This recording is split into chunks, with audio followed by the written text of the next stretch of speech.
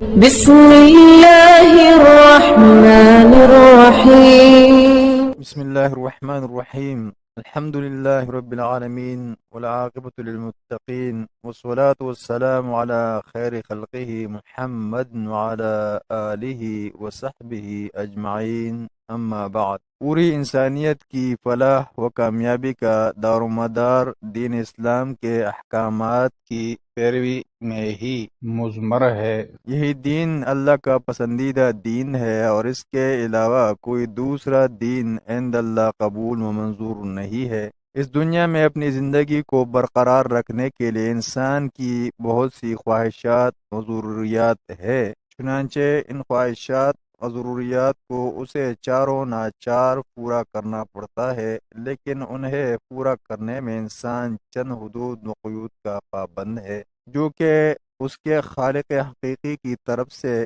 اس پر عائد کی گئی ہے، جن کی کما حقہ پابندی کرنے سے ہی ایک انسان صحیح معنوں میں انسان کہلوانے کا حقدار ہو سکتا ہے، ورنہ ان ضروریات و خواہشات کا ہر جائز و ناجائز طریقہ سے پورا کرنا اور صرف اسی میں ہی منہمک ہو جانا اسے حیوانی زندگی دے سکتا ہے۔ وہ شخص جو جانور کی طرح محض اپنے چارے پانی یا لباس و پوشاک کی طلب میں ہی اس طرح سرگردان رہتا ہے کہ ان چیزوں کے حصول کے سلسلے میں اسے حلال و حرام کی تمیز تک نہیں ہوتی، تو وہ دائرہ انسانیت سے نکل کر حیوانوں کی صف میں شامل ہو جاتا ہے، جن کے سامنے زندگی کا کوئی مقصد، کوئی لائحہ عمل یا کوئی نظم العین نہیں ہوتا۔ حلال طریقے سے روزی کمانا اور رزق حلال کی تلاش کرنا ہر مسلمان پر فرض ہے۔ اسلام میں اس کی بڑی تاکید آئی ہے۔ اللہ تعالیٰ کے تمام انبیاء اور رسل اور نیک بندے حلال طریقے سے روزی کماتے تھے۔ دین و دنیا کی سعادت اور بزرگی اسی میں پوشیدہ ہے کہ انسان حلال کمائے اور حلال و پاکیزہ اشیاء استعمال کرے، چنانچہ ارشاد باری تعالیٰ ہے، یا ایہا الناس کلوا مما فی الارض حلالا طیبا، اے لوگو زمین میں سے حلال اور پاک چیزیں کھاؤ۔ نیز اللہ تعالیٰ نے اپنے انبیاء کرام علیہ السلام کو ارشاد فرمایا، یا ایہا الرسل کلوا من الطیبات واعملوا صالحا انی بما تعملون علیم۔ اے رسولو، حلال اور پاکیزہ چیزیں کھاؤ اور نیک عمل کرو، تحقیق میں جانتا ہوں جو کچھ تم کرتے ہو۔ حلال کمانے اور حلال کھانے کی تاکید یہاں تک آئی ہے کہ حرام کھانے والے کی کوئی دعا اور عبادت تک قبول نہیں ہوتی، جیسا کہ حدیث میں آتا ہے۔ پھر آپ نے ایک ایسے آدمی کا ذکر کیا جو لمبی مسافت طے کرتا ہے، فراگندہ بال، گرد آلود ہے، اپنے دونوں ہاتھوں کو آسمان کی طرف اٹھا کر کہتا ہے، اے میرے رب، اے میرے رب، یعنی گڑ گڑا کر دعا مانگتا ہے کہ اے اللہ یہ دے، ایسا کر دے، حالانکہ اس کا کھانا حرام ہے، پینا حرام ہے، اس کا پہننا حرام کا ہے اور حرام مال سے اس کی پرورش ہوئی ہے، تو اس کی دعا کس طرح قبول ہوگی؟ حرام ذرائع سے کمانے والے کی کوئی بھی عبادت قبول نہیں، اور نہ ہی حرام مال سے پروردہ گوشت جنت میں جائے گا بلکہ جہنم میں جلایا جائے گا، جیسا کہ ترمذی شریف کی حدیث ہے کہ رسول اللہ صلی اللہ علیہ وسلم نے ارشاد فرمایا، جنت میں وہ گوشت اور خون داخل نہیں ہوگا جو حرام سے فلا ہوگا، اس کے لیے تو جہنم کی آگ ہی اولا ہے۔ قیامت کے دن ہر انسان سے اس بارے میں سخت باس پرس ہوگی کہ تو نے روزی کہاں سے کمائی تھی اور پھر اپنے کمائے ہوئے مال کو کہاں کہاں خرچ کیا تھا۔ کسب حرام تو ایک مسلمان کے شایان نشان ہی نہیں، حتیٰ کہ مشکوک اشیاء کے استعمال سے اجتناب کی تائید بھی نبی اکرم صلی اللہ علیہ وسلم نے فرما دی ہے۔ آج اس ماڈرن اور ترقی یافتہ دور میں پوری نسل انسانی کے دل و دماغ پر مادیت کی گہری چھاپ ہے۔ ہر انسان خواہ و معاشرے کے کسی بھی درجے کا ہو، اس کا صرف ایک ہی مطمع نظر ہے کہ وہ جلد از جلد اور زیادہ سے زیادہ سرمایہ اکٹھا کر لے۔ اور وہ اپنی ہوش زر میں اس حد تک آگے نکل چکا ہے کہ اس کے سامنے سرمایہ کی کوئی لمٹ یا حد بندی نہیں کہ کتنی دولت سمیٹ لے تو پھر اس کے لیے کافی ہوگی جس سے اس کی ضروریات پوری ہو سکے گی۔ آج اگر کوئی غریب ہے تو ایک ہی امنگ اس کے دل میں مچل رہی ہے کہ جتنی جلدی ہو سکے میں امیر بن جاؤں، اور اگر امیر ہے تو اس کی تمنا بھی یہی ہے کہ اب میں جلد از جلد امیر ترین بن جاؤں۔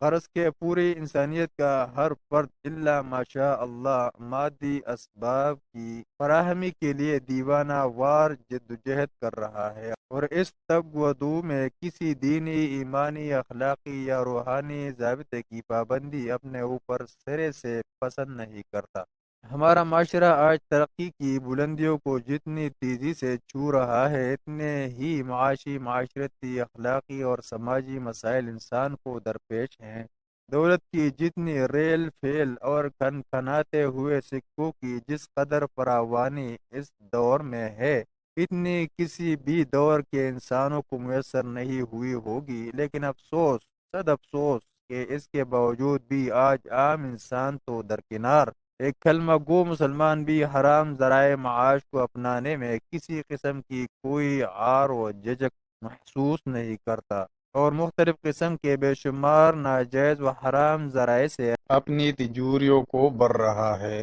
مثلا سود خوری، تجارت میں فریب دہی، لین دین میں دھوکہ بازی، ناپ تول اور پیمائش میں کمی بیشی، چوری ڈکیتی، قمار کی کمائی، اکل مال یتیم اور رشوت خوری وغیرہ، یہ تمام ذرائع آمدن ناجائز، حرام اور شریعت اسلامیہ میں سخت ممنوع ہے۔ زیر نظر کتاب ان تمام ناجائز و حرام ذرائع معاش پر سیر حاصل بحث کے ساتھ ساتھ کسب و عقل حلال کی فضیلت و عظمت پر نہایت ہی جامع، پرمغز اور بصیرت افروز انداز میں تفصیل کے ساتھ روشنی ڈالی گئی ہے، جو کہ ہمارے ایک بلند پایہ عالم دین، فاضل اور مدبر دوست جناب محترم مولانا محمد منیر قمر صاحب سیالکوٹی مدظل العالی، ترجمان القیوین شریعت کورٹ متحدہ عرب امارات کی ریڈیائی تقاریر کا مجموعہ ہے، جو کہ متحدہ عرب امارات القیوین ریڈیو کے اردو پروگرام سے نشر ہوئی ہے،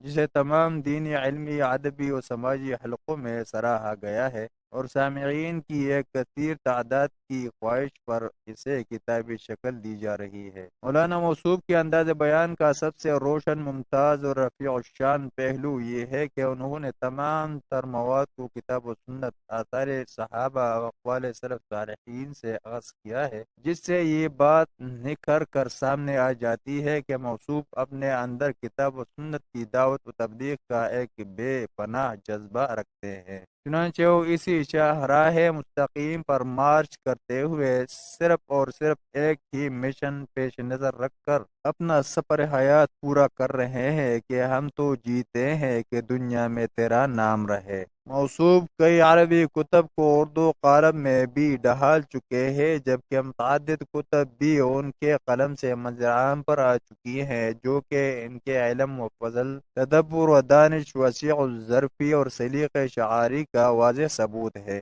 میری دلی دعا ہے کہ اللہ پاک ان کے علم و عمل و عمر میں برکت فرمائے اور ان کی تالیفات و تصنیفات سے عوام الناس کو زیادہ سے زیادہ استفادہ کی توفیق دے، آمین۔ السلام علیکم ورحمۃ اللہ وبرکاتہ۔